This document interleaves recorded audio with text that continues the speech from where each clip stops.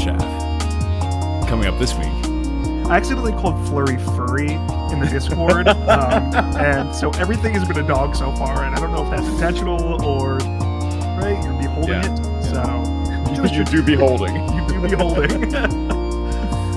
First we have Corey. Corey? His name's Corey, I guess. Corey Mountain Stalwart. My guy. Keep looking good. What's up, Chip aficionados? Welcome back to another episode of Draft Chaff. This is episode 228. I'm Ben, one of your hosts, and joining me on the line, as per usual, is Tyler, the draft dad himself. How's it going, dude? Oh, we are so back, dude. This is classic magic. I am so excited for this set. Yeah, not a hat in sight besides that sick one on your head. Oh, thank you. New Jersey Audubon. Gonna flash the birds out here. Gonna mention them at least once. Yeah, birds, basically dragons, I think, right? Yeah, they're like a pre-evolution, right? Like, yeah. I have this frog shirt on. Not quite like a dragon, but it's close enough. Scale? No. Whatever. Let's get into it. With some introductory reminders, as always, please make sure you're hopping into our Discord, where we're going to be talking all things Tarkir Dragonstorm over the next few weeks. We are so excited for pre-release. Between the two of us, we're doing at least 3, I think. So I wish I could do more. Yeah, so that'll be a lot of fun. Expect to see pools, deck lists, records. We're going to be all up in this set because it is such a breath of fresh air. You may also see whatever pulls we get from the ill-advised purchase of a collector booster box we probably end up doing. I don't know. These new lands in this set, I don't know if you've had the chance to see them, but those Dragon Eye lands, I'm chasing those, man. Those look pretty sweet. Yeah, that new dragon foil looking pretty good too. Yes. I'm after a Mox Jasper. Neither of us has pulled a serialized card in a while. No, we haven't. This is it. This will happen. Classic This is the gambler one. motif, right? This is the one. We're not going to quit right before we hit that diamond, you know? You can also make sure you're following us over on Blue Sky. It's where we've been really engaging with social media recently. Twitter has just gone down the drain more and more every day. Blue Sky has been a pretty nice Magic community flourishing on there so far. So we are happy to abandon the sinking ship of Twitter and make our home on Blue Sky. So give us a follow over on there. And of course, as always, patrons, y'all are the best. You keep the show going the way it runs. Helping to support us in our nonsense week to week. If you want to see where some of that cash is gone, look at these slides. I mean, wow. But honestly, Tyler made some incredible slides for this week, and we always love making sure there's good visuals for the format breakdown. So if you're listening on Spotify, take a look at that little Spotify player. You can see us as well. And of course, those watching on YouTube, hey, you already know us. Plus, you can see Tyler's gorgeous face. As always. And yours, Ben. Those luscious locks. Thank you. Don't know how many weeks of that we got left. It might be don't getting a haircut. I might have to do it, dude. Man. But you know who doesn't cut his hair? Sarkhan. That guy's letting it That loose. is true. Yeah, he's living wild and free. Yeah. He's put on a few extra pounds in the story, but we're on that later. I think we're going to see his card pretty soon. As we jump into our format breakdown, I mean, we love Limited here. Obviously, we approach it in a pretty unique way. We have our vector theory, upon which we rely to help us win more games of Limited, whether it be draft or sealed, than the average schmuck showing up to pre-release for a new set. We employ vector theory here at the Draft Chat Podcast. We like to think of it as cards have vectors. They have a strength, they have a direction, they have a moment in which they are at their best. And the question that you have to ask as a player is, when is this card at its best, and how do I enable that with the cards around it? So you can build a deck with a single vector and then play with that single vector in mind. And we've found, as well as the people in our community have found, that by employing this strategy, you just win more games of Limited. And we have fun whether we're winning or losing, but personally, I have a little more fun when I'm winning. yeah, especially when there's prize packs involved, man. Like that's the goal. Oh, yeah. So we're going to be working with this mindset as we see these different cards today. When is this card at its best? Keep that in the back of your head, listener. So let's jump into the mechanics of this set. So this is a 3-color set based around the 5 clans of Tarkir. Each clan is going to bring in their own unique ability that kind of works around what the clan represents. First, we're going to take a look at Abzan, and they have Endure. You can endure for different values. I think it goes up to Endure 3, I think is the highest I see. So how Endure works is when a creature enters, you can either put X/1/1 counters or create a XX equal to the level Endure. So, for example, here we have Fortress Kinguard. It's a 2 CMC, 1 colorless, 1 white for a 1/2 dog soldier. It says when this creature enters, it endures 1. So when it enters, you can either put a 1/1 counter on it or create a 1/1 white spirit creature token. I mean, Abzan is probably our favorite clan, and this ability seems really good and limited. Getting 2 bodies guaranteed with anything that says endure. Historically, that's always just been a strong effect. Yes. Like a 3-mana 2/3 that makes a 1/1 ETBs. That's, I mean, usually one of the best commons in whatever color it's in. And here we see it on a 2-mana 1/2. I mean, or just a 2-mana 2/3 if the situation calls for it. There's also some cards in the set that play off creatures having counters on them. Yep. So you're gonna have to decide, well, am I trying to go wide? Am I trying to play off counters? But this is a super flexible mechanic. Thing to note is that these are 1/1 white spirit creature tokens, but they do not have flying. Imagine how crazy it would be if they had flying, though, Oh my man. God. Insane. Let's talk a little bit about the Jeskai mechanic, Flurry. So this is a sort of prowess-esque mechanic. It's looking for you to cast 2 spells in a single turn. Let's take a look at Equilibrium Adept. This is 3 and a red for a 2/4. Did you just pick all the cute Shiva for this one? I picked. I just want to take a divert here. I accidentally called Flurry furry in the Discord, and so everything has been a dog so far. And I don't know if that's intentional or some back mind thing. Look, I don't think we need to unpack that right now. Let's save it for the sign off. So this is a dog monk at uncommon, 4-mana 2/4. When this creature enters, exile the top card of your library, and so at the end of your next turn, you may play that card. And then it has Flurry. Whenever you cast your second spell each turn, this creature gains double strike until end of turn. So this guy's enters the battlefield effect obviously sets up the Flurry effect really well. You hit this, you're likely to hit a second spell to cast this turn if you have more mana available, or maybe the following turn when you have 5 mana, say you hit a 3-drop and have a 2-drop in hand, then this thing is going to get double strike. Of course, without it, it is just a 2/4, but it's pretty nice that this works on any turn. I don't think there's anything that's templated such that it only happens on your turn. Pretty sure all Flurry is on any turn. Yeah. I mean, going from Endure, which I think is an amazing ability, to Flurry, I'm not too keen on Flurry so far. Like, I feel like a lot of these like cast 2 type effects you see in Limited are kind of harder to get off because you really do have to work around them. It's true. Versus just playing something and you get a second creature for it. But we'll see. I could be completely wrong with Jeskai here. No, you're right. I mean, with Endure, you're just getting the extra body. That is the effect. That's a good thing in and of itself. Whereas it feels like when you cast your second spell, that's a little win more. You're already doing well if you've cast your second spell. Although I will say there's some interesting cards in this set that float mana on cast or ETB, kind of setting you up to chain them. Some kind of funny stuff can happen there. All right, next we got Sultai. So Sultai have Renew. Historically, Sultai have been a big, graveyard, spooky guys. So how Renew works is you're going to exile the creature for a certain amount. For the example here, I picked the worst card for this, by the way. This is probably the hardest thing for me to pronounce. Quasar? I think it's like Karsi. Karsi Revenant. Yeah. So this is a 3 CMC, 1 colorless, 2 black pips for a 3/3 vampire. Has flying, death touch, lifelink. Jeez. Love it already. It's a card. And then it has Renew. And Renew is an activated ability, so it's 2 colorless, 1 black. Exile this card from your graveyard. Put a flying counter, death touch counter, and lifelink counter on target creature. So each Renew ability is different. They all do something different, some type of effect, but you're always going to exile this card from the graveyard to get that ability. I like this. I mean, this is going to be like mill yourself, get some decent effects. This card's great on the field, dies, and you get it kind of additional effect. Seems good for Limited. Yeah, like you said, I mean, if you've self-milled this in the graveyard, this is just basically a free spell. I mean, this is like 75% of a card right there, right? Just the 3-mana thing that does that at sorcery speed.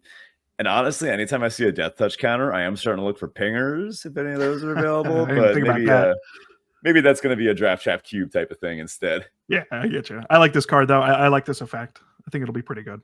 Let's chat about Mardu, which has Mobilize, another token-based mechanic, which we're starting to see some crossplay between Mardu and Abzan here. Dragonback Lancer. This is 3 and a white for a 3/3 human soldier at common. It has flying and Mobilize 1. Mobilize 1 says whenever this creature attacks, create a tapped and attacking 1/1 red warrior creature token. Sacrifice it at the beginning of the next end step. So you do get it around for that second main phase if you have effects that let you sacrifice creatures. it's pretty good to sacrifice this one because it's going away anyway, right? You may as well do something with it. This also is good if you have any way to trigger ETBs or death triggers for tokens, especially. And obviously, there are ways in this set to play off that.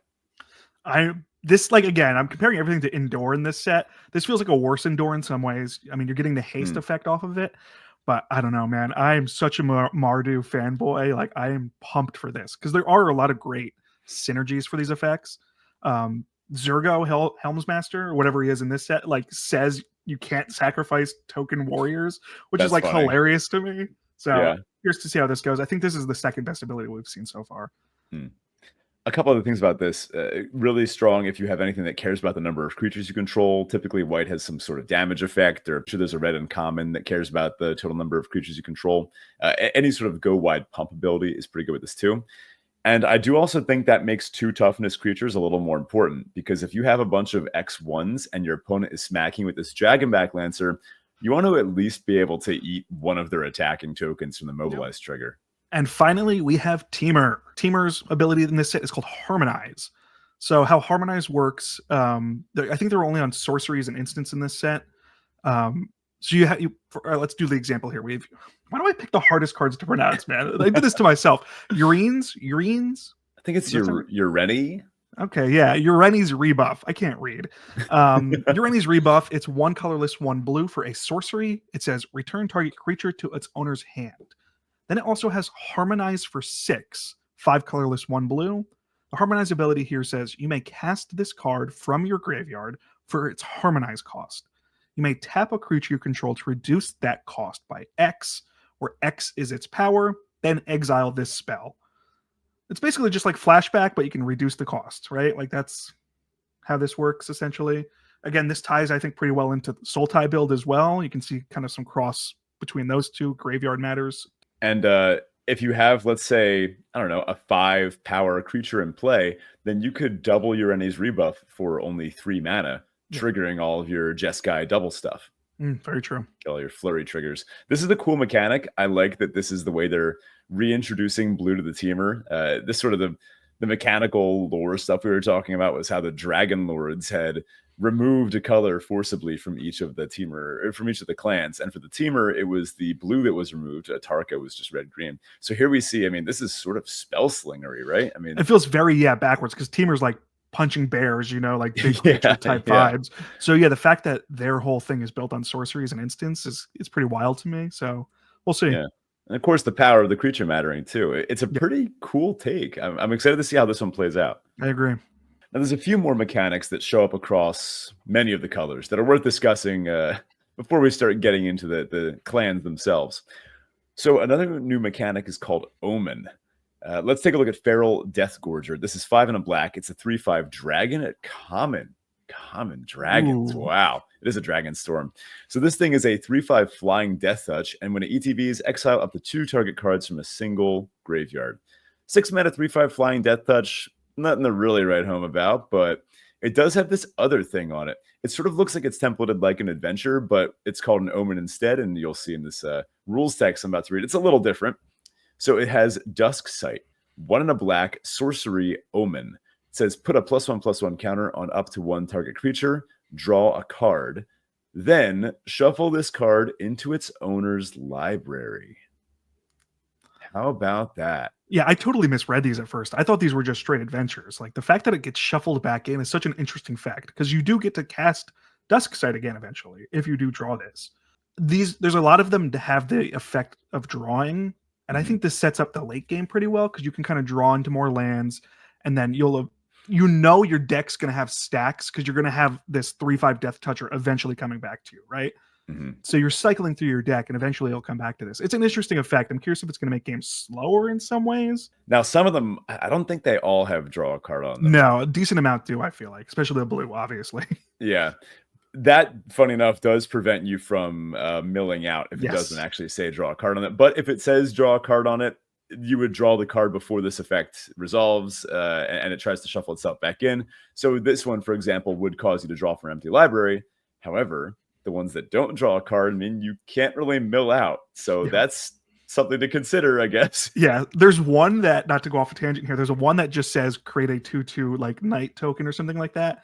And I really just want to wow. draft like 30 of them and just use that and just cycle through. That's funny. All right, and I think the last mechanic that's new to this is it's called Behold. So these usually involve dragons. For the example here, we have Sarkhan, Dragon Ascendant. This is a 1 colorless, 1 red for a legendary creature, human druid, and he's a 2/2. It says when Sarkhan enters, you may behold a dragon. If you do, create a treasure token. So to behold, you choose a dragon you control or reveal a dragon card from your hand. It's like a weird rules text because it feels like there should be more to that, but that's it. You're just trying to prove that you own a dragon, kind of, I guess, right? You're beholding it. Yeah. So you do be holding. You do be holding. So this is like a Dragon's Matter. This is only going to be on dragon cards. And I mean, Sarkhan's the closest thing to a dragon, I guess you can get in this set. Yeah. I mean, there's going to be a lot of dragons in every color. I mean, even the non-red and green one where dragons tend to live. I mean, dragons are pretty uniformly spread. We just saw a mono black dragon. I think there's a common monocolored dragon in each color. Yep. If you want dragons, you can get them. Yeah, there's colorless dragons too. All Older right, dragon is colorless. Yeah, we have options. Yeah, if you want dragons, you can get them. And we will actually see later on there's a cycle of cards that cares about beholding a dragon. And we think they're pretty good commons. So seems like a fun mechanic. Obviously, This is the set for it. Now, there is an old mechanic coming back, and that's hybrid mana. So let's take a look at Dragon Claw Strike. This can be cast for 2 hybrid with green, blue hybrid with 2 hybrid with. Let me start this from the top. So this can be cast for 2 hybrid with green, 2 hybrid with blue, 2 hybrid with red. As in, you have the option to cast it for green, blue, red, or you have the option to cast it for 2 generic and then blue, red, or 4 and a red. There's a lot of flexibility when it comes to casting these, but obviously if they're most efficient, it's just paying 3 mana. But you could also just cast this for 6 of any color. You could be in a black-white deck playing this if you really want to. Yeah, it's very interesting. I think there's a cycle of uncommons and a cycle of commons for each clan in this set as well. I haven't been too impressed by any of them. I don't know how you felt by most of them. Like, they only felt good if you can cast them for their hybrid costs. Yeah, that's the thing. We can't be fooled by these hybrid costs. This is at its best, and this is a reward for being teamer. Yeah. The 2 is just sort of there as a fail-safe if you're playing teamer and your mana isn't online yet. If you're playing like Abzan or something, you don't want Dragon Claw Strike in your deck. This is not worth casting for green and 4. But I guess we should read the card. It's a sorcery at uncommon. It says double the power and toughness of target creature you control until end of turn. Then it fights up to 1 other target creature an opponent controls. That's a good card. Yeah, but I would never want to pay more than yeah. I think maybe I would pay 4 for this, but like more than that, and you can't spend a turn doing this. No. And if this becomes relevant for anybody who plays in the pre-release, even with the hybrid cost, this is a 6 CMC spell if it becomes relevant. I know it kind of gets confusing with that, but I think it's good to know. We're not going to think about what this means with Up the Beanstalk and older formats and whether or not it gets... Well, I guess the ban announcement will be out by the time of this episode we're releasing, so I don't know what's happening with the bans. I want them to ban Beans and Rage, but I don't think they're going to ban either of them. Despite all my rage. You want to start? This is your guy here. I feel like we both... well, thank you. That's very kind. I would love to start talking about Skirmish Rhino, which is a descendant of the Siege Rhino, one of my favorite cards of all time. One of the best modern tournaments I ever did in. I showed up with Little Kid Abzan with 4 Siege Rhinos, and I kid you not, everyone at the tournament was coming up to me and being like, I wish I was playing your deck. And that was the real victory. Man, white, black, green for a 3/4 trample Rhino at uncommon. When this creature enters, each opponent loses 2 life and you gain 2 life. What better creature to start off the Abzan clan? Oh, it's so beautiful. I'm so happy they did this. This is such a gift to all the Magic players. This is such a nice callback to Siege Rhino. And honestly, this card is awesome. Like, I think it is. It's great. You can get this. It's at Mythic Rarity for whatever reason, but you can get this in like the whatever like gilded Halo foil version. Foil. Yeah, that makes sense. Hilarious. So let's talk about how realistic this actually is to cast on turn 3. There are gain lands in this format. There are tricolored uncommons in this format. And there are 2 mana color filterers, which we'll discuss later on in this format. I think that means this is pretty much castable on turn 3, but you can basically expect to take turns 1.5-ish off, I would say. I have a good feeling that based on being a 3-color set, knowing what we've known in the past, look, Magic sets these days are assertive. You have to do something on turn 3, if not before, or you're going to lose the game. But I think we're going to get a little time to build our mana. So I'm expecting to cast a lot of turn 3 skirmish rhinos in this format. I see no issue with expecting to curve this out on turn 3. We have Armament Dragon here. 3 white, black, green for a 3/4 flying dragon at uncommon. I think all the dragons fly, right? I would hope so. In the set? I'd be pretty disappointed. Now, this thing says, when this creature enters, distribute 3 +1/+1 counters among 1, 2, or 3 target creatures you control. This actually points a little more along the vector of what the Abzan is trying to do. The Skirmish Rhino is just a generically good card. You're never cutting this from an Abzan deck. No. I can't imagine a format in which you would. But it doesn't really play into the counters vector, which, as we saw from Endor, is more along the lines of what the Abzan are doing. Of course, this has always been the Abzan's thing, right? They go wide, they put counters on the wide stuff. I want to mention too, there is a dragon cycle for each clan. I forget who wrote the article. I read an article, I think it was written by somebody who created this set. They said the uncommon dragons for each clan were heavily pushed. They were kind of set up to be like a pack one, pick one, to kind of just push yourself into it. Which it's weird to do 3-color, obviously, but this is a 3-color heavy set, so I think it's a good card to think about because most of these are pretty heavily pushed. Mm-hmm. And we will see this trend as well for all the other color pairs where there's 2 signpost uncommons. And I mean, this one, so 6 mana, 3/4 flyer. If you cast this on an empty board, obviously you're not happy. But if you are putting all 3 of those counters on stuff and it's distributed, oh wait, it's not other. Oh no, it's just the 6/7. Okay, never mind. This thing's great. So let's take a look at some cards from each of the colors of the clans as we go through each of them. Duty Beyond Death is 1 of the white for an instant at uncommon. It says, as an additional cost to cast the spell, sacrifice a creature. It says creatures you control gain indestructible until end of turn. Put a +1/+1 counter on each creature you control. Wow, heroic intervention. This card seems crazy to me out of common, and this is such an Abzan card. You know, like they're very into like past lives spirit, and like this kind of represents that to them. Obviously, it's gonna put 1/1 counters on it. It also works pretty well in Mardu when you have those tokens that are going to get sacrificed anyway after combat. Yeah, I guess if you have this in your deck with that Ayanok before, you're pretty much always just making the spirit, right? Yeah, definitely. This is, I mean, so 2 mana for an instant to put a 1/1 counter on each creature you control. That alone is worth a lot. Oh, but then 100%. Indestructible. This is a free attack. I mean, this is a lot of interesting stuff at once. This is an uncommon that you're really going to have to, like, if your opponent has 2 mana open any combat phase and they're in white, like this is a card you're going to see a lot because it is an uncommon, and it is like it's a game changer card if you're not paying attention. Mm-hmm. Next up is Yathan Tombguard, 2 and a black for a 2/3 human warrior uncommon. It has menace, and it says whenever a creature you control with a counter on it deals combat damage to a player, you draw a card and lose 1 life. Oh, beautiful. Now, this is an obvious home for that counter, given that this creature has menace. But funny enough, that's sort of an incentive to put the counter on the dog we saw earlier, right? And I like that this is any counter. So, for example, the Karsi Revenant, right? If you have something with a flying counter, this is a natural combo with that too. We have Synchronized Charge, 1 in the green. It's a sorcery. It's an uncommon. Distribute 2 +1/+1 counters among 1 or 2 creatures you control. Creatures you control with counters on them gain vigilance and trample until end of turn. And then it has Harmonize for 4 and a green. Now, this might seem like a teamer card, but I actually do think this is a better fit for the Abzan because, I mean, this is just travel preparations. Yes. With the added upside of Vigilance, which that card was one of the most busted commons ever printed and limited. And this is basically a spiritual successor to that. Yeah, this card seems crazy to me. These are all uncommon, by the way, and a lot of these feel very powerful. Yeah, I put this in here too to just so that there is this is a teamer card. It has the teamer logo on it, but it works in it. Just because it has the teamer logo doesn't mean it can't work in other things. Like there's so much cross pollination between the clans that you can really make it work.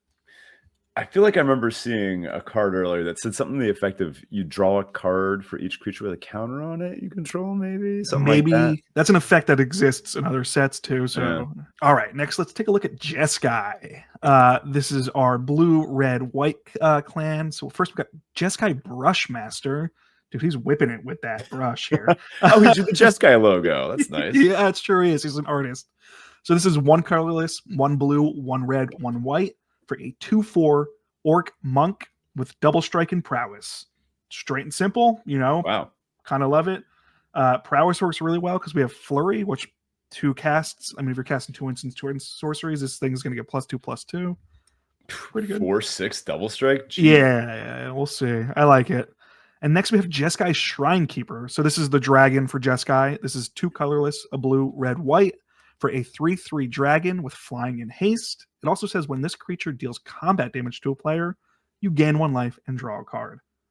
Wow. Yeah, I mean, that feels good. it feels really good. My only concern, it's only a 3/3, and this is a dragon heavy set. It is going to be hard to punch this thing through, I think.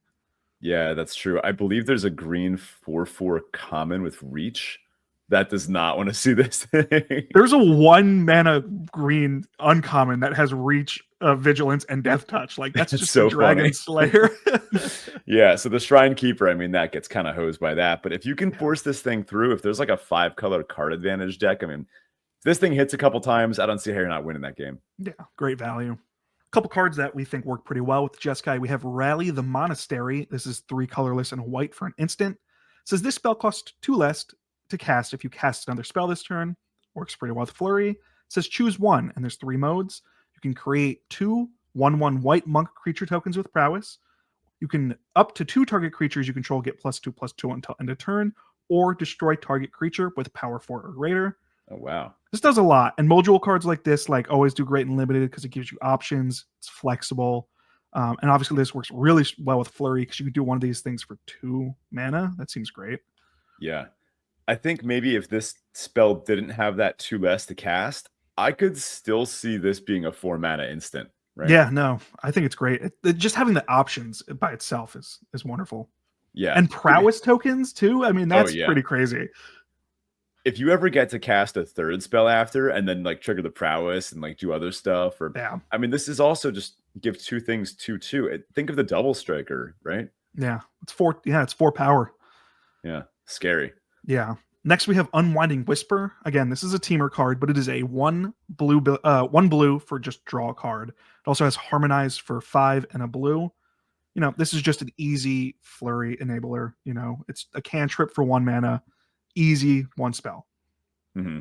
Yeah, and your prowess guys are getting bigger, so then you can tap them for Harmonize too. This is basically going to be one of the best blue commons. I mean, it's a cantrip in a set that seems to care about casting spells. Yes. Just wish it was an instant, but I'm not going to complain too much. Yeah. And last, we have Narset's Rebuke. This is 4 colorless and a red for an instant. Narset's Rebuke does 5 damage to target creature. Already like it. Add blue, red, white. If that creature would die, exile it instead. So this is one of the cards you kind of hinted out earlier. This is obviously a great Flurry card because it's going to reimburse you a little bit of the mana you paid for this spell. You do have to have 5 mana to cast it, but it's a decent effect. You could go Rebuke into Rally the Monastery. Yeah. Oof. Yeah. Yeah. And still have an extra mana left over. Yeah. Unending Whisper. Do it all sorcery speed. This is just Dark Ritual. Deal 5 damage, Dark Ritual. I want to know what conditioner Sarkon's using there in the Narset's Rebuke art. It's looking pretty good there. He gets knocked out here, man. This is when he's old and sad in the story. Let's take a quick look at the Sultai. I really love what they've done with the Sultai aesthetically this time around. Now that they have their green back, their nature, they've remembered that they can have pretty art. And a lot of these arts, especially there's that one rare snake. Oh my god, I was hoping you were going to mention the snake. Good. So pretty, man. If you told me that was a Sultai card when Khans was out, I'd be like, no way. Yeah. Yeah. And they sort of took a new look at the Sultai zombies. Instead of being all morbid, enslaved, undead, they're sort of like the honored dead now too. Yeah. It's pretty sick. So we have Lion Wait is our first signpost here. It's black, green, blue for a sorcery at uncommon. It says return target creature card from your graveyard to your hand. Lie in wait deals damage equal to that card's power to target creature. Pretty good. I love this card. This doesn't actually do anything until you have a creature in the graveyard. Yes, and there are a couple good mill enablers in this. This kind of also does go against renew in a way because you're kind of removing that renew effect. Feels that's awkward. Yeah, it's a little awkward. You do get the creature back, but it does feel a little anti-synergistic with what Sultai wants to do. This is one of those where I would never imagine cutting this from a Sultai deck. Yeah. But I don't think it's as good as like Skirmish Rhino, for example. I don't know if there's any bias there, but I do agree. I do like these types of effects, though. Yeah. I mean, Skirmish Rhino, for example, 3 mana, it asks nothing of you except to tap 3 lands. Yeah. Whereas this one, the setup is a little bigger. That's what I feel like Abzan just does. Like, Abzan doesn't require a lot of setup, and you're just getting value, you know? Oh, you know what? This is such a good throwback to cons. There was a standard deck at the time called Wet Abzan, where you would play Siege Rhinos and then blue ways to copy them. And if there was, I mean, I'm just spitballing here, but if there's some kind of multicolor, like 4 to 5 color draft deck or sealed deck, I mean, if the best thing to get back with Lie in Wait is a Skirmish Rhino, right? Yeah, so you're going to bring back Abzan Wet is what you're trying to say for Limited? Yeah, I mean, the old joke is that the worst card to play against in Limited is not the first Siege Rhino, it's the second Siege Rhino. That's what kills you. Lie in Wait overall, I mean, this is a great card if you have a big creature in graveyard that you want to get back. Yeah. The other signpost here is Keru Goldkeeper. 1 black, green, blue for a 3/3 dragon uncommon with flying. Whenever one or more cards leave your graveyard during your turn, create a treasure token. I don't really know what they were thinking about this one as far as any format besides Limited. But and not capping it once per turn. Like, this feels like a once per turn type of effect, right? I mean, doesn't this just go infinite with roots in like the roots deck and standard? Like, wait a minute. I'm not smart enough for that. What if you play this with a Scavenging Ooze, right? So you activate Scooze for tapping a green. It exiles a card from your graveyard, say like a creature. You get a treasure. You do it again. It happens again. You do it again. It happens again. You eat your entire graveyard for free. And then fling it. Yeah. I bet you could find a way to win from there. Yeah. But anyway, we're not done. Keru Goldkeeper also says, renew 2 black, green, blue. Exile this card from your graveyard. Put 2 +1/+1 counters and a flying counter on target creature. Activate only as a sorcery. So you turn something else into a little dragon. I love it. Me too. I think this is great. Yeah. If you can self-mill this and just get that effect just for free, why not? Incredible. A 4-mana 3/3 flyer. These days, it is a little below the curve. So we've got Kishla Trawlers here. 2 and a blue for a 3/2 uncommon. It's a human citizen. We don't see a citizen very often. That's kind of fun. Yeah. I think it was Nuka Penna that we last saw a bunch of citizens. The last 3 color set. Yeah. When this creature enters, you may exile a creature card from your graveyard. When you do, return target instant or sorcery card from your graveyard to your hand. It's a Snapcaster. Yes, and this will get you a treasure if you have your dragon out. Oh, great point. Yeah.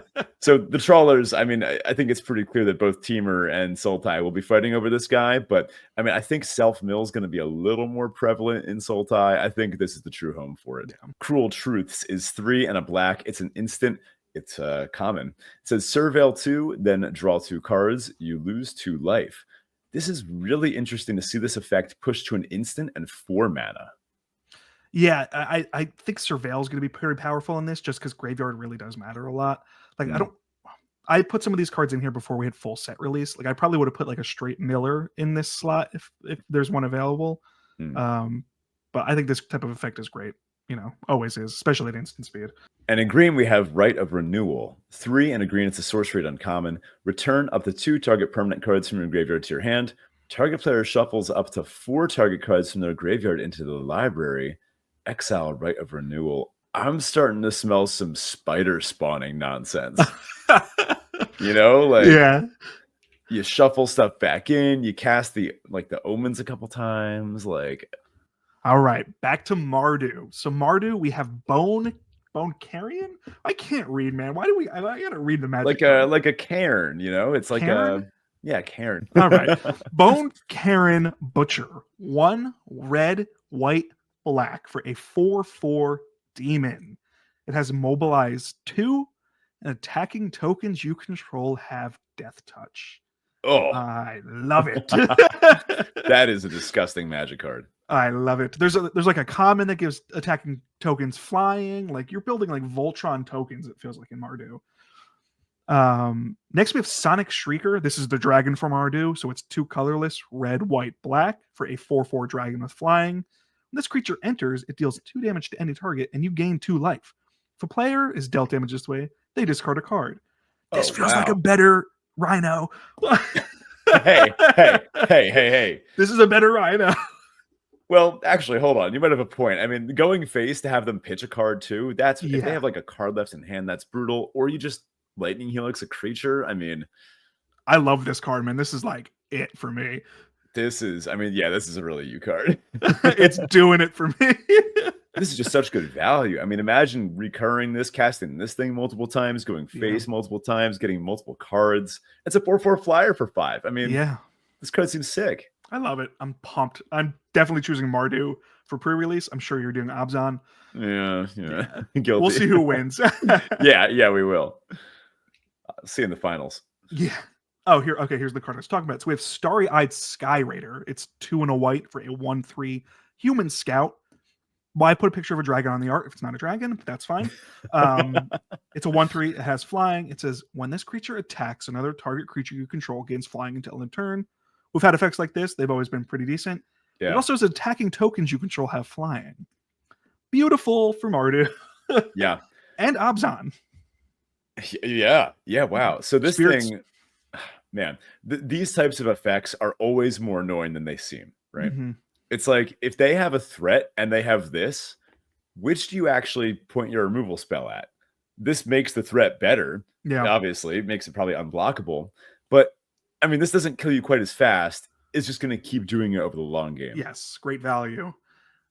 Next, we have Venerated Stormsinger. So this is 3 and a black for a 3/3 Orc Cleric. It has a mobilize 1. It also says whenever this creature or another creature you control dies, each opponent loses 1 and you gain 1. Oh, they slapped it on a stick. They slapped it on a stick, Ben. This set. They know what they're doing. Wow, that's a scary card to see. I didn't think they'd actually just put a Blood Artist in the set when they have obviously so many token enablers. And this next card too. Oh God. This is Shocking Sharpshooter. This is a 1 and a red for a 1/3 human archer with reach. It says whenever another creature you control enters, this deals 1 damage to target opponent. That's an Impact Tremors. We have Impact Tremors on a stick. And it's a 2-mana 1/3 reach. Wow. I'm so excited for Mardu. I think Mardu is I'm gonna say it and I'm gonna be completely wrong, but Mardu is gonna be it for me, or it for the set. I think it has so much great support. I think you're right. These 3 cards are all uncommon. We'll see these cards a decent amount, and they are all amazing. And yeah, these are disgusting. Yes, I am so excited. Now let's chat a little bit about Teamer, which I don't know. How are we feeling about this one? Are we down on it? Are we up on it? Even if you I don't know if you've read the story, but Teamer doesn't get mentioned at all. I feel like Teamer is kind of pushed to the wayside so far. Yeah. Mammoth Bellow is our first signpost here. It's 2 green, blue, red. It's a sorcery. It's not uncommon. And it says create a 5/5 green elephant creature token. Wait a minute. Wasn't there a 2-mana bounce spell? That is not what I like to see when I'm making 5/5 elephant tokens. No. It also, though, has Harmonize for 5 green, blue, red. The joke here is obvious. The turn after you cast the Mammoth Bellow, you tap your 5/5 from last turn. Yep. And by the way, you can tap something with Summoning Sickness. So if you somehow happen to have the 8 mana, you just get 2 5/5s right away. There's also... it's this one's my tough. turn to pronounce it. Karakik Guardian? I don't know. Right. Good enough. 3 green, blue, red for a 6/5 dragon at uncommon. This is flying, vigilance, and trample, and it has hexproof if it hasn't dealt damage yet. Yeah. I want to point out that I believe it was the M18 or M19 Elder Dragon cycle. Was it Palladia Mons? That was basically this exact card at Mythic Rare. Yeah. And it had that same text. This creature has hexproof. It hadn't been dealt damage yet. That one might have been like a 6/6 or a 6/7 or something. But I think it was the same casting cost too. It might have been a Bant actually, or some other color pair. This card seems really good. It's so interesting because that hexproof clause, it almost makes it feel like this is a great card for Harmonize, right? Because it's 6 power. it can't be really interacted with. Like this can activate all your harmonize for cheap, but like I don't know. This makes me just want to play Voltron. Set this thing up in the ultimate, battle cruiser. Smash in for 15 or something. Yeah, that vigilance, you're right. Vigilance definitely goes up by a ton in any deck with a couple harmonized abilities. Definitely. Let's check out our red card here, Channeled Dragonfire. It's a sorcery, it's an uncommon, and it deals 2 damage to any target. This can go face, this can take out a little creature or something, this can finish something off. Notably, it is a sorcery because it has harmonize for 5 red. That is a pretty big cost, but you could also just deal 4 to something if you happen to have a 5-power creature. I mean, this is just deal 4 to face for red. That's going to come up. Kishla Trawlers is also worth mentioning here again, because I think this is maybe one of the most important cards in the set. I think this is going to be one of the cards when we think about the set in the future, we're like, oh, that was the set where Kishla Trawlers was the real key to the late game. Yeah. In a set of dragons, the people catching fish are really what matter. Yeah. This is the Snapcaster Mage again, of course. Yes. Funny enough, it doesn't interact super well with Harmonize, but just letting you get your Harmonized thing back again first, and then this thing just naturally kind of working with both creature and sorcery. It's going to be interesting striking the balance between having the right number of creatures and then the right number of Harmonized cards in your deck to actually make them all work. And then we have Traveling Botanist. This is 1 of the green. It is a 2/3 dog scout at uncommon. And I'll be honest, the first time I read this card, I didn't get it. I thought it was like in the wrong set at first, but I get it now. It says, whenever this creature becomes tapped, look at the top card of your library. If it's a land card, you may reveal it and put it into your hand. If you don't put the card into your hand, you may put it into your graveyard. That is a really great effect. Obviously, this works when it attacks. I was like, why aren't they putting this in like a Convoke set? Or like did they mean to put this in the set with vehicles from the last set? I'm like, did they do something wrong here? No, I forgot that Harmonize taps the creature, of course. It's interesting they went with a 2/3, by the way, not to go here. Like in a card that cares about Harmonize, why not make the power higher? Yeah. I guess this way it does let it crack in to attack pretty decently well. Yeah, that's true. Yeah, same thing triggers then. So there is a cycle of 2-colored pair uncommons. They are for the enemy pairs, I believe, right? So it's going to be, there was the Dragon Lords in the previous set. All the other pairs exist now. So like Dromoka was green-white. We now have like only black-white. So we forgot to put a name here. I think we're calling this token broken. We literally came up with that 30 seconds ago. We think tokens are broken though, so it's apropos. Yeah, perfect. So first we have Marshal of the Lost. This is 2, 1 black, 1 white for a 3/3 orc warrior with death touch. It says whenever you attack, target creature gets +X/+X until end of turn, where X is the number of attacking creatures. That'll do it. That'll do it. This is a great payoff for your Mardu Mobilize. You pump it all into one thing. Hopefully something with trample, flying even. Yeah. Good card. The death touch is nice too. Of course, this works just as well in an Abzan deck where you're enduring a bunch, making all those tokens. Yep. If you're planning on making a bunch of counters things happen in your deck, maybe this isn't quite as good, but I mean, this is just a pretty good card by rate alone. It is a 3/3 death touch, so it's always going to be a 1-for-1 trade in some way, shape, or form. And by the way, I think this does sort of enable there to be a strictly enemy color pair 2-color deck. So I think it wouldn't be too weird to see a black-white tokens deck, even in this 3-color set. I think we're definitely going to see the 5 cons represented as clan decks, but I do think we'll see enemy decks as just popping up as well. Now, ally decks, they'll come up every once in a while. We have seen sets of this nature before where every once in a while there's just some weird thing happening in the unintended colors that makes that deck happen. Hidden vectors. Yeah, a hidden vector, if you would. Next, we have Hardened Tactician. So this is 1, a white, and a black for a 2/4 human warrior. For 1 mana, sacrifice a token, draw a card. I love this card. This is sick. This is such a good card. Sacrifice a token is an interesting effect. You don't really see that too often. But obviously, with Mardu, you're going to sacrifice those tokens at the end of turn anyway. You might as well draw a card if you have the mana. I'm going to see this less in Abzan because I feel like it'd be silly because you're not going to lose those tokens anyway, but if they become the target of an effect or something. Yeah. So yeah, I've also somebody's pointed out like this, if there was clue tokens in this set, this would be reducing the cost of your clue token by 1. That's funny. So let's take a quick look at, I guess, Golgari, but this is really the overlap between Abzan and Sultai. We're bulking up in black-green this time. We have Host of the Hereafter. Nice art, nice name. Like what's Yeah, this going is on one of here. my favorite arts. I want to get a playmat of this if they Oh, come out with it. yeah, I like all the I guess undead forest critters Yeah, surrounding this yeah. zombie warlock, which costs 2 black green. It's a 2/2 at uncommon. Format 2/2, but it says this creature enters with 2+1/+1 counters on it. And then whenever this creature or another creature you control dies, if it had counters on it, put its counters on up to one other target creature you control. Interesting. So it carries the counters around. Yeah, it's like an Ozolith on a stick. Yeah. Neat. There's a stalwart successor as well. 1 black green for a 3/2 human warrior. 3 mana 3/2. Ugh. And uncommon, but it has menace. It says whenever one or more counters are put on a creature you control, if it's the first time counters have been put on that creature, put an additional 1 more counter on that creature. Let's go! We got a snake. Oh my god, we got a winding constrictor. I was about to make fun of this card for being a 3 mana 3/2 menace, but I take it back. I'm sorry, Stalwart Successor. It's a winding constrictor. This card's awesome. Oh, it's amazing. Instant put in any Abzan deck that cares about counters. If you have this and host out, if you move the counters, they get an additional counter. It's some fun. Disgusting. It's some fun. Next, let's take a look at the Simic cards. I'm calling this one Gone, but Not Forgotten. This is the crossover, obviously, between Sultai and Temur. So first we have Auroral Possession. I can read. It is a green and a blue for an instant. Return target card from your graveyard to your hand. Nice and simple. It's an instant. That's nice. It's weird that this is a blue effect. You don't really see this in blue. Yeah. But I guess because it's target card, so you can grab instants and sorceries. I don't know.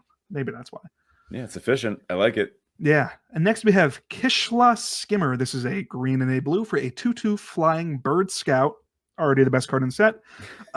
Whenever a card leaves your graveyard during your turn, draw a card. This only triggers once per turn. Oh, wow. Yeah, I like this. I mean, this is good. I wish that once per turn effect wasn't on there, but we can take what we'll get. Yeah, I mean, they didn't limit the treasure one, so they had to limit this one, I guess. Yeah. Works well with Auroral Procession, obviously. It does, yeah. What kind of bird do you think that is? That looks like a kingfisher to me. Oh, yeah. Here, hold on. Give me 1 second here, people. You got a field guide? No, I have a kingfisher. Nice. Honestly, the bill shape, I see it. Well, it's also like over the water, kingfisher's fish, but it's also got the crest on the head like a blue jay. So I don't know. Who knows? Is it in the corvid family? Is it like a crow relative? Well, blue jays are in the corvid family, so it probably is. The kingfisher is not, though. Interesting. Anyway, good card. Let's move on here to blue-red, which Tyler has appropriately named Castaways because we're casting away here. We're casting. Effortless Master is 2 blue-red. It's a 4/3 orc monk at uncommon. It has vigilance, it has menace, and it says this creature enters with 2+1/+1 counters on it if you've cast 2 or more spells this turn. This is like the thesis of the set. It's got counters, it's got 2 or more things, it's got everything. So you only have to cast one thing before this, though, right? Like, this counts as the second cast. The wording on it tricked me up for a second there. Yeah, so I mean, a 6/5 with vigilance and menace for 4 mana. Disgusting. That is tough. And this puts a huge bounty on any spell that's like 1 to 2 mana. You're just looking for, especially 1 mana spells, maybe like a 1 mana cantrip or something like that. Oh, I wonder if there's one of those in this set. No, here's another solid inclusion at the 2 mana slot. Glacial Dragon Hunt. This is blue-red. It's a sorcery at uncommon. It says draw a card, then you may discard a card. When you discard a non-land card this way, Glacial Dragon Hunt deals 3 damage to target creature. That's a really interesting May ability. So this can just be blue-red, draw a card, and then that's it. But then it also gives the opportunity to just snipe something for 3, and any non-land can do that. This obviously pairs really well with other Harmonized cards because you can cast this from the graveyard anyway, and this thing itself has Harmonized for 4 blue-red. 4 mana and draw 2? Is this just like a funny 4 mana draw 2 as long as you have a 4-power creature to tap? Oh, that's pretty interesting. Yeah, I guess. Yeah, I think you'd probably rather do some damage. But... Yeah. Flexibility. All right, finally we have Boros here. We're calling this classic Boros. First we have Corey. His name's Corey, I guess. Corey Mountain Stalwart. My guy. He's looking good. He's looking good. He's looking great. This is 1 red-white for a 3/3 human monk. It has Flurry. Whenever you cast your second spell each turn, this creature deals 2 damage to each opponent, and you gain 2 life. It is a lightning helix to the face. Seems fine, you know? And then next we have Frontline Rush, a red and a white for an instant. Choose one. Create 2/1/1 goblin creature tokens, or target creature gets +X/+X until end of turn, where X is the number of creatures you control. Classic Boros. Yep, classic Boros. Now with the Quarry Mountain Stalwart, are you happy if this triggers once, or would you want this triggered like twice or 3 times until you're feeling you get an actual card out of it? If this happens just one time, like you do this on turn 3, turn 4 you do 2-drop plus Frontline Rush. Is that good enough? Yeah, I mean, Corey is, it's a 3/3 for 3 by itself, right? If you get one Lightning Helix trigger off that for free, that's, in my mind, 5 mana, right? Yeah. Like, I feel like if you're getting a free Lightning Helix, I don't know. I think it's worth it. I think it's fine. I don't love it. I don't love Flurry, so I'm Furry, whatever. Yeah. Rush is a pretty cool card, though. Just being able to give anything +X/+X. I mean, red and white are clearly going to have the ability to make a ton of tokens in this set. I think maybe one alternative to going tall with dragons is going wide with tokens. Yep. I don't think there's a like instant that's like, what's the word? Like a triumphant, whatever it is, like +2/+0 for all. Yeah, features. that might be a little too good. But this, I mean, just if you attack with like 8 things essentially, or maybe like 4 things, but you wind up with 8 attacking tokens thanks to mobilize, then Frontline Rush will just basically kill your opponent every time. Target the unblocked thing. It's true. Yeah. We've got some dragon tales here to discuss. The Dragonstorm cycle is a really interesting cycle that all share the text: when a dragon you control enters, return this enchantment to its owner's hand. They're all enchantments. There's one of each color. And I guess we're supposed to build 5-color dragons in limited. Is that what they're telling us? Forcing it. If I pull a call, I'm calling it now. If either of us pull a Call of the Spirits dragon as our pre-release card, we have to force 5-color dragons. I don't think we have a choice. Call the Spirit Dragons. We don't usually talk about cards like this on Draft Chaff, but I think we should talk about it because it's the aspirational card of the set. Yes. White, blue, black, red, green. It's an enchantment. It's a mythic, and it says dragons you control have indestructible. At the beginning of your upkeep, for each color, put a 1/1 counter on a dragon you control of that color. If you put 1/1 counters on 5 dragons this way, you win the game. This is like the goal bounty board, right? Yes. Like, this is like, I feel like you should just get like 25 points if you pull this off. Absolutely. You just win the bounty overall. Win the bounty, yeah. It's worth discussing a Roiling Dragonstorm, one of the Dragonstorms. It's one of the blue. It's an enchantment of uncommon. And it says when this enchantment enters, draw 2 cards, then discard a card. A nice little kind of role player, helps you find your dragons, I guess. Helps you set things up for Harmonize. I'm going to guess that other decks will play this. Maybe Flurry will take this just as a cheap cantrip to find more action. These feel like the old omens from Theros, right? Where they each have like an ETB effect and there's like a secondary effect. Obviously, you can bring these back and recast. So, interesting that they're permanents that you could get back with Sultai, some of the permanent return to hand effects, that kind of thing. Yeah. If they're taking up your spell slot, it is a little worse if you're looking to do Harmonize stuff, if this is taking the form of like an instant or something. But a really interesting cycle that does go throughout all 5 colors. Obviously, one of these cards at their best, if you got dragons in your deck. There's also some other fixing that might help you do this. There's the Dragon Brood's Relic, the Dragonstorm Globe. They want you to play 5-color dragons. They want you to play, it's gonna be almost impossible, especially in sealed. This is definitely like a draft like only vector, and I even still think it's gonna be difficult. But there's so many dragons at common and uncommon, and most of them have those omen abilities. It's definitely pushed, so we'll see what happens there. Let's talk about the lands in this set. So this is a 3-color set. So thankfully, Watsi was smart and gave us a lot of options for fixing. I think we have the full cycle of gain lands in this. So those are the ones that enter tapped. You gain 1 life, and they tap for one mana of either like green or white, black or red, and so on. We also have is there a name for these 3-color lands? I guess just the con lands, Con lands, we have the Triumphs, but these are not nearly as good as those. So these enter tapped, but they will tap for 1 color of any mana related to the clan.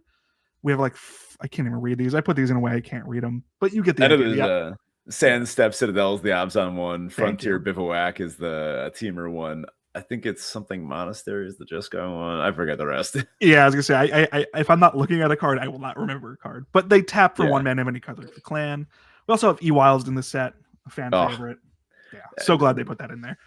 This is the kind of fixing that whenever I think to my favorite sets, It's because of fixing like this. It just lets you do what you want to do without getting mana screwed. You get to play the game. It works.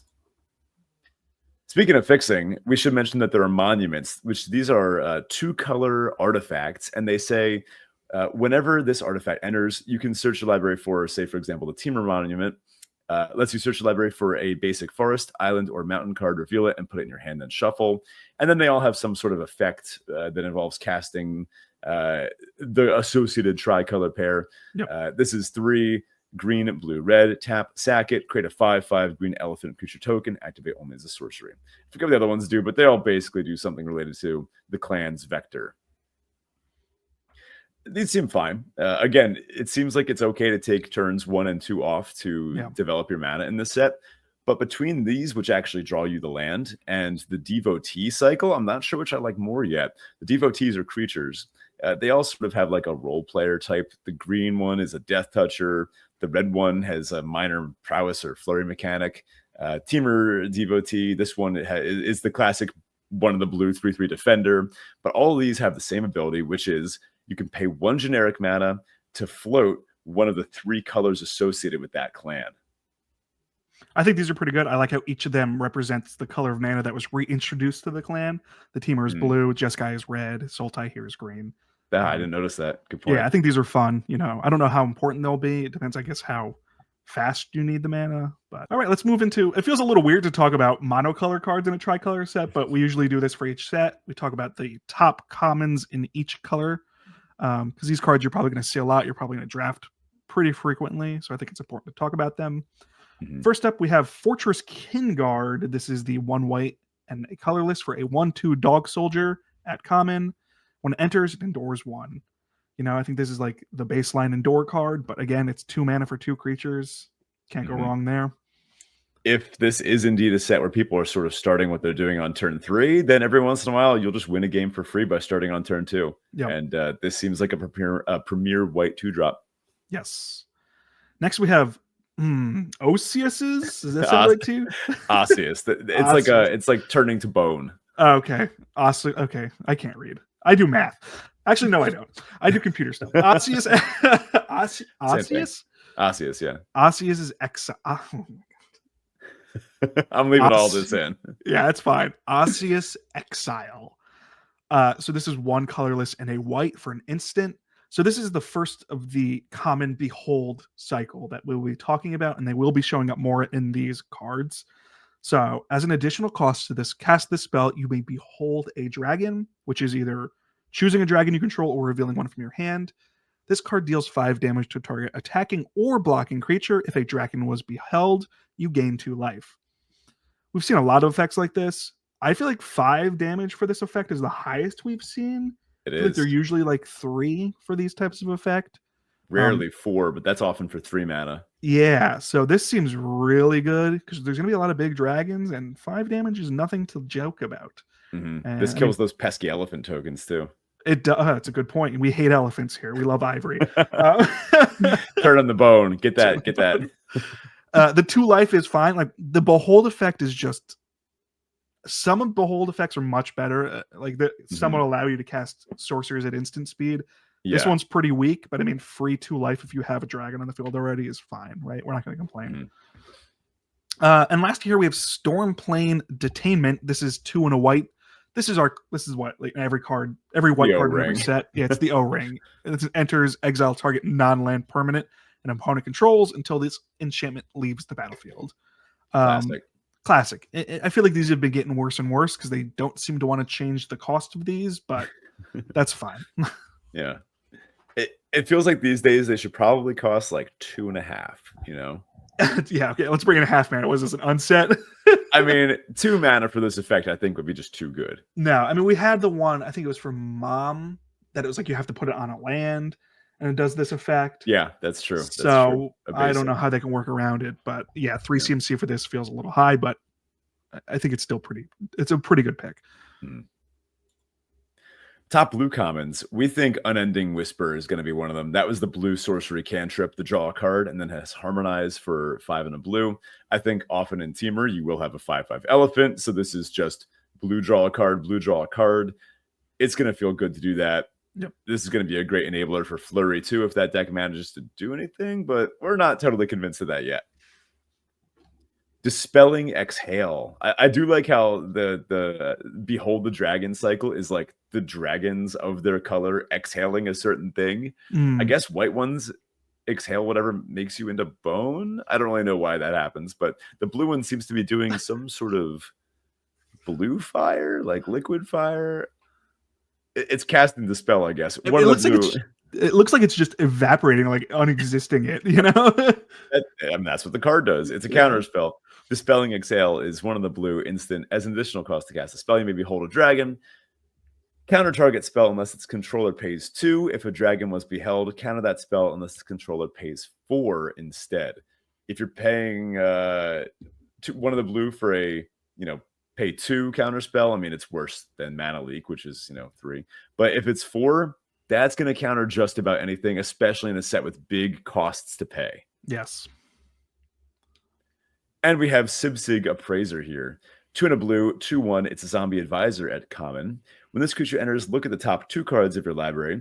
Put one of them into your hand and the other into your graveyard. This effect is just always so good, especially in a set with graveyard stuff going on. Yes. I mean, you take what you need, you fix you curve out better. A 3-mana thing that draws you a card with fixing and selection and graveyard enabling. I mean, this is just great. I agree. Next, let's take a look at our top black commons. Would it shock you if they are all removal spells, Ben? Not at all, no. So first we have Caustic Exhale. This is the black Behold, so it's just 1 black. I don't like that one. Not at all. Ew, yeah, what is it shooting out? It's like venom shooting. I don't know, man. This thing looks like the alien from Alien. It does. So this is just 1 black. As an additional cost to this, you may behold or pay an additional 1. So this is either going to be a 1 CMC. It is a 1 CMC. This is either going to cost you 1 or 2, and if you have a dragon, or if you don't have a dragon. Yeah. And it says target creature gets -3/-3 until end of turn. And this is at instant speed. I mean, this is pretty solid. If you can get this down for 1, this is better than Deadweight. This is better than the Bauble we just saw. Yeah. Yeah. Next, we have Dragon's Prey. So this is 2 and a black. All the black spells care about changing the cost of them, apparently, because this says this spell costs 2 more to cast if it targets a dragon. Destroy target creature. This is the murder of the set. Pretty solid murder. I like how that dragon still can be Dragon's Prey. There's always a bigger dragon. It is harder, though. It is harder, yes. Yeah. And lastly, we have Worthy Cost. Another contender for best art in the set, in my opinion. I love the art on this. That's pretty metal, yeah. This is a 1 black for a sorcery. As an additional cost to cast this spell, sacrifice a creature. And says exile target creature or planeswalker. If you're going to sacrifice your Mardu tokens at the end of the turn, you might as well get some value off of them. Oh, this is just disgusting with those. I mean, any of the classic sack effects work so well with mobilized tokens. Oh, 100%. And I got to say, out of all the effects like this, I'm not sure any art has quite gotten across like this one has, that neither of these creatures are making out of this exchange alive. I think this is one of the ones that you could read the flavor text. Victory is survival. Is that the tenet that guides us, my love? Know that I will always ensure your survival. And God. Poetic. For top red commons, we have another Exhale, Molten Exhale. 1 in red, sorcery at common. You may cast this spell as though it had flash if you behold a dragon as an additional cost to cast it. Bit of a weird templating, but it makes sense. You reveal a dragon, you do it at instant speed. I guess also if you put this on the stack and they kill your dragon in response, it's already on the stack, so they can't stop it from happening at non-sorcery. Molten Exhale deals 4 damage to target creature or planeswalker. Nice. So how does Behold work before? I guess we don't have to go tune tangent here. Do you behold first? Do you announce that I'm beholding this creature and then the effect resolves? I think you sort of do beholding that creature and then okay. Yeah. Or if you have another one in play, that just kind of happens too. But this is a 1 in a red deal 4 at sorcery to creature or planeswalker. I mean, this is, forget the lightning strike of the set. This is the obliterating bolt of the set. I mean, this is a good I forgot card. about obliterating bolt. Yeah, no, great card. Yeah, 2 mana deal 4. That's about as good as a common kill spell gets these days in red. So I love it. But this one, I don't know if it's a hot take or not, but In red, there's always a Premier 2 drop, and this time we think it might be Shock Brigade. 1 in a red, it's a 1/3 Goblin Soldier at common with Menace and Mobilize 1. This is just such an annoying card. Yes, I love it. How do you profitably, I mean, you need two power creatures before you feel confident actually blocking this. Yeah. And even then, the token's still getting in. Yep. I love this. I'm excited to put 6 of these in my draft decks and just throw them at people. This is a huge looking goblin too by the art. Like if that's a normal size horse, that's a terrifying goblin. Might be a pony, hard to say. Yeah, fair. Lastly, sticking with the goblin theme, we have Underfoot Underdogs. This is 2 and a red. It's a 1/2 Goblin Warrior at common. And it says when this creature enters, create a 1/1 red goblin creature token. And it has pay 1, tap, target creature you control with power 2 or less can't be blocked this turn. So the joke here is you target your mobilized thing like the Shock Brigade or the other goblin this thing made. And I guess maybe the token needs a little help getting in, but maybe you fling it, maybe you do something else with it, maybe it has flying. I think this is just that glue that's going to push the go wide red decks to be able to make it past when your opponent resolves a Skirmish Rhino or a Dragon or something. This is that late game reach that the red decks occasionally need in I guess you might call them bigger late game sets like this. And finally, let's take a look at the green commons here. First, we have Sarkhan's Resolve. It is bizarre to have Sarkhan on a green card. Yeah. Very weird. So this is 1 and a green for an instant, and choose 1. Target creature gets +3/+3 until end of turn. All right, that's a giant growth. That's not too bad. But we also have destroy target creature with flying. Wow. For 2 mana at instant in a dragon heavy flyer set. This card, I don't know. Usually these types of cards are like thrown to the wayside. You know, Broken Wings is like, you might pick it up for the sideboard, but it's never going to see main deck play. Yeah. This might see main deck play. I feel like green decks might just want to have one of these things sleeved up every time. I mean, there's going to be dragons to kill. Yeah. And then you have a giant growth if it doesn't work out anyway. Yeah, that's true. Like, it isn't the sort of thing where you even feel like you have to cycle the thing or like it's not an alternate mode. You just get the giant growth as part of the main ability already. Yeah. I do love this. I love this too. Also, story-wise, did you read what happens in this moment? He does. Shot through the heart. Yeah. I actually think this moment in the story is maybe more mono black than anything. I agree. I thought this was so interesting to have it green. It feels very not in a line. And also like hunt the dragon. You know, he did like, hunt it, yeah, but it was also like a sacrifice and a ritual, and like that's a very not green thing. Yeah, this was like a major story moment. To have it at like common feels silly to me, but it's fine. All right, next we have the green exhale. This is Piercing Exhale. It is 1 and a green for an instant. As an additional cost to cast the spell, you may behold a dragon.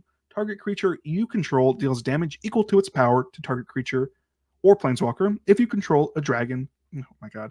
If a dragon was beheld, Surveil 2.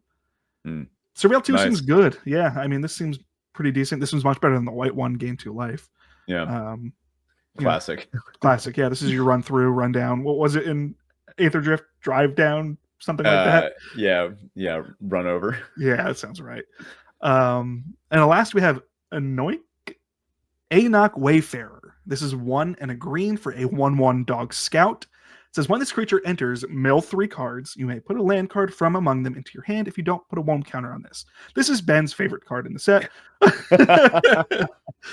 Oh, it's an elvish. Oh shoot! I know what you're talking about. Yeah. Well, it's like the mole from last set. You know. Yeah. Any card that you play on either 2 or 3 that guarantees you hit your next land drop. And this thing even has little counter synergy as an upside, some self-mill synergy. Yep. You mill a harmonized thing. You mill a renew thing. It does it all. Yeah, love it.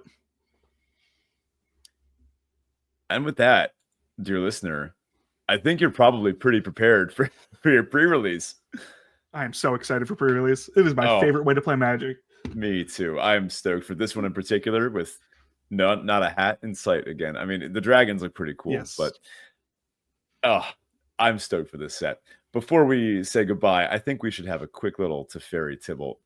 Just see how our week is going. This is our Roses and Thorns style segment where we share a high and a low from the past week. Tyler, what's going on with you? Let's start with the Teferi. I impulse bought a brand new camera that is coming in the next 2 days. Nice. I like bird photography because I talk about birds a lot, and I am checking the UPS update every 30 minutes to see when it's going to come. Nice. To Tybalt this week, though, my kid starts daycare this week. And for any parents out there, daycare means sickness. I will be sick for the next 6 months. It's been nice knowing you guys. Oh, no. Because kids bring home everything. Oh, God. Actually, Yeah, you work in cesspool. schools, man. You should know how it is. Oh, I know. It's a cesspool. It's Kids a are miracle. gross, dude. Yeah. How about you, man? How's your week been or looking? Well, let's see. It's been pretty good. Honestly, I do think the pre-release at the end of this week is really just that's the light at the end of the tunnel. Yes, I agree. Yeah. So that's definitely Teferi. The other Teferi is that we're in one of my favorite units right now. And really from this point on in the end of the school year, it's all a lot of my favorite stuff. It's a shame that it's relegated to so few months at the end, but we're working with circuits right now. And the kids always love that. Circuits, isn't he on this pod sometimes? He's got a good YouTube channel. It's God. No comment. I guess I'll call it a Tybalt, but the ban and restricted announcement has already come out by this time. And I don't really know how I feel about standard right now, even though it is the format that I'm going to get to play at the RC coming up in a couple months. And I'm very excited for that. But I think I may have to give up my beloved Cage deck is basically what this comes down to. I guess we'll find out by the time this is out. It's public information. But as of recording right now on Sunday night, I don't think they're going to ban either Beans or Monstrous Rage. And I think the format would be better if both were gone, which means I probably should learn how to play one of those decks, and I should probably buy the cards in one of those decks. And I don't really enjoy either playstyle that much. No. I've heard standard's in a good point right now, so I'm curious to know how much they shock it or rock it up with this ban restricted to keep it kind of where it's at. So I hope you're the best in your Cage dreams, man. Thanks. I'm not even sure if Cage gets better if they ban both of them, but it doesn't get worse. No. And maybe, who knows? Maybe there'll be. I'm hearing things, some murmurings in the Boros community where people are starting to say, "Well, Impact Tremors plus Mobilize." There's that Boros enchantment. What is that called? The whatever. I know you're talking about. It's a rare. Yeah, the Anthem plus Impact Tremors, and there's another Impact Tremors in the set. And Mobilize obviously works really well with Impact Tremors effects. Kind of slots naturally into Boros Convoke, which has always been a sleeper favorite of mine. Maybe it's time to dust off the old Knight Errant of Eos and get back in there. Well, now we have this new Archer that's also an Impact Tremors too, so I'm curious if that's going to fit in there at all. Interesting. I think it could. There's some fun stuff to do in Standard thanks to these new Tarkir cards, so looking forward to see where Standard falls after the set releases. With that, dear listener, we've reached the end of our format breakdown, a deep dive into this beautiful set. I'm so excited for this pre-release. You still down for dinner before? Oh, of course, dude. I am pumped. Yeah. Listener, thank you for joining us. Hop in the Discord to tell us how your pre-release goes. We'd love to see your deck, see how things go. Let us know what cards worked, what didn't, what cons work, what cons don't. Hopefully, this is a nice balanced set. I'm hoping for an all-timer because the aesthetics and everything about the design so far, it seems great. Thanks for listening and happy drafting. Okay, quick sign off. I know you gotta get to bed, but just checking. So you have fully committed to Mardu, yes? Oh, 100%, dude. Why? For both pre-releases? We're doing 2? I thought you were doing 2. Oh, which one are you doing? We're both doing Friday night, right? Yeah. I thought you were also doing Friday afternoon. I technically this is my busy time for work. So it all depends if I can sneak out or not. We're in the month-end close for all the accountants out there. Oh, I got you. Now here's the question. Would you be interested in firing an RCQ? When? I don't know. They haven't actually come out yet. It's the new 100%. Season that's going to be. Yeah, but if we could do like a sealed RCQ for this format, are you in? Oh, 100%, dude. This is the set I've been most excited for. So, Sweet. It's been this and the SpongeBob set that I'm the most excited for. I'm going to pretend I didn't hear that. There was the Arena Championship on today, and there were some pros that snuck their way in there, obviously, but it is basically like the best of Arena players.